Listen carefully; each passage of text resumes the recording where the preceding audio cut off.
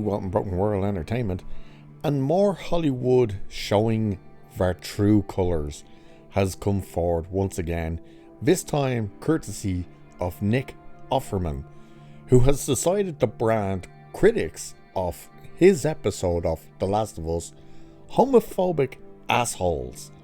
Yes, while he was receiving an award for portraying a gay character, he had this to say. That when homophobic hate comes my way and says, why did you have to make it a gay story? We say, because you ask questions like that, it's not a gay story, it's a love story, you asshole. Yeah, so apparently the reason they did it was because people asked questions of why did you do it, and then proceeds to tell all of the fans and viewers, you're assholes. Here's the thing, how quickly did they forget that the director of that episode said he wanted to trick audiences into watching a gay romance story. Remember that?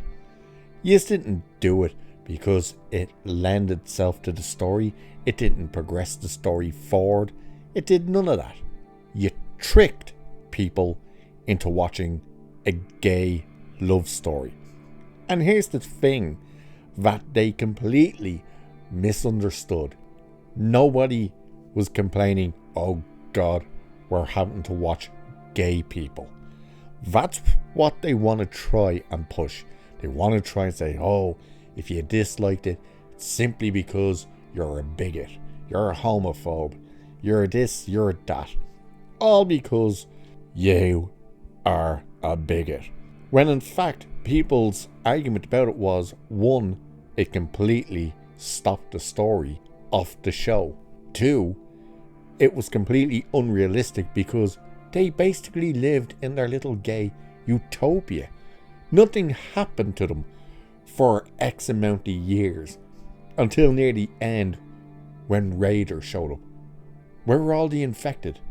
How did not one person that was infected show up in their little utopia?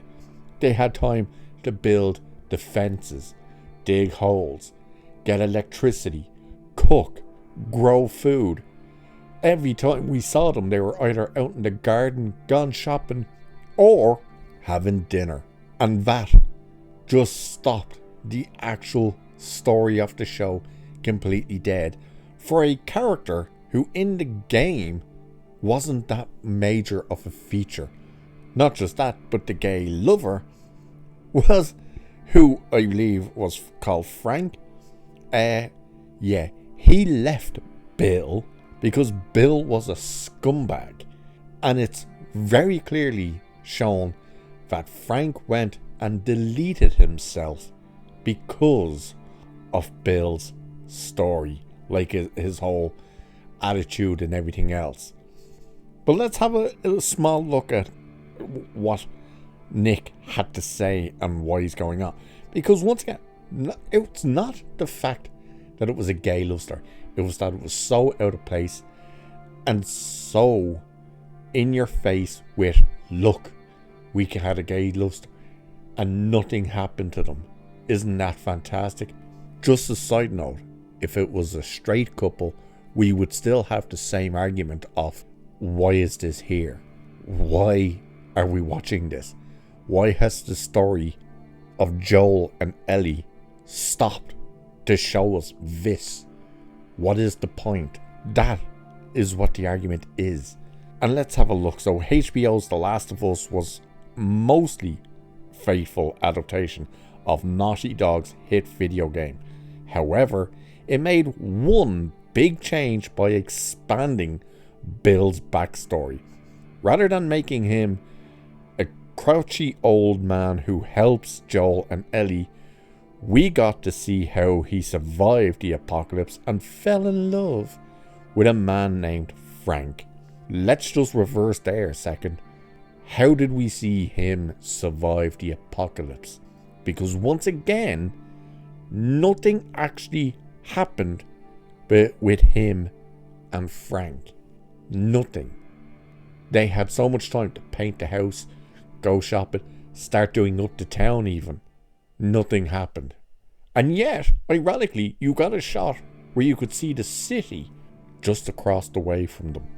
And yet, not one zombie shows up. Yeah, it's quite telling, isn't it? Letters players can unearth while playing the Last of Us game confirm Bill was gay. It was also more so the magazines in the car, which they did add into the show. But the TV show properly explored his relationship with Frank to deliver one of the most heartbreaking hours of television in recent memory. That's the other thing to expand on. They saying the hour of television. No, this episode was also purposely the longest episode of them all. It was like an hour and 15 minutes. An hour and 15 minutes. Bill basically gave weapons and supplies to Joel and Ellie in the game. And in this, they never even meet him. Like, the thing with relationships with Bill in the game was with Ellie. There was this weird little relationship between them two. And you were robbed of that in the show because they just wanted to trick you into watching a gay love story. So while accepting his prize, I skipped a bit there. Nick Offerman played Bill, with Murray Bartlett taking on the role of Frank. The former has already won a Primetime Emmy Award for his guest role and added a Spirit Award to his list of accolades over the weekend.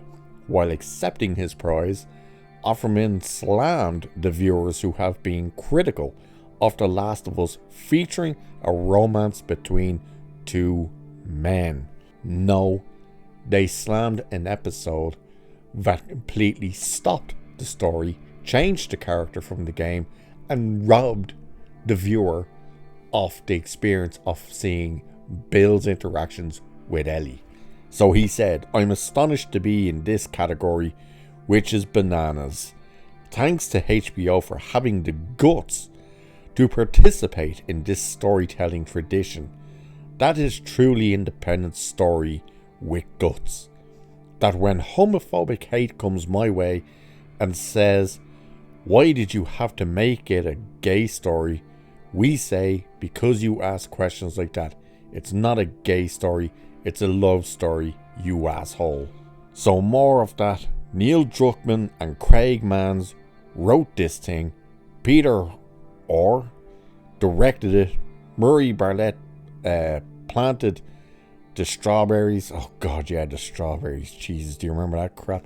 And that is not an euphemism, Offerman continued. Thank you to my mom and dad and my agents at UTA, but mostly important, my bride, my prize, my puzzle coach, and legal property, Megan Mullally. That's an interesting little statement he made there at the end, thanking his wife. Because don't the crazies on Twitter, you know, the far left wokies who scream at the top of their lungs, only a gay man can play a gay man, only a trans person can play a trans person, only that can play that, and yet Nick Offerman is standing on a stage accepting an award for portraying a gay character. I wonder how long it'll be before the backlash comes to that.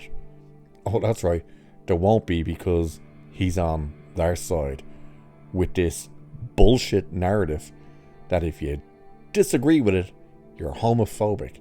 And I mean disagree with the portrayal of the gay man and a gay story in this show, which happened twice, by the way.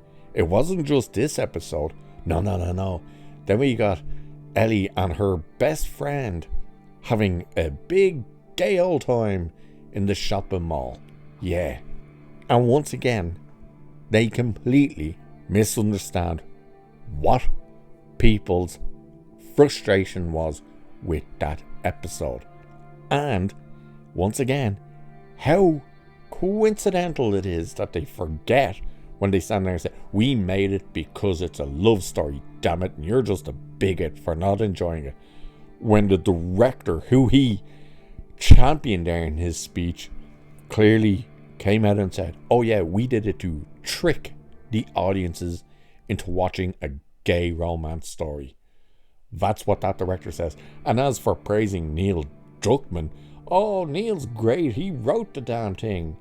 Yeah, he also changed it from the game, then went ahead and made a second game, murdered brutally the most loved character of the game, and then forced you to play as the person who murdered him, and then attacked the fans, critics, and anyone who even spoke about the game on YouTube and everywhere else. So you know what, Nick Offerman? Maybe you should just stick to acting, know your role, shut your mouth when you don't know what the hell you're talking about. Because once again, it wasn't about the fact that we were tricked into watching a gay love story. It was the fact that, why was it in there? What did it do for the actual story of The Last of Us? Nothing is the answer to that. So, with that, I'll leave it there for this one. So cheers, and I'll catch you in the next one.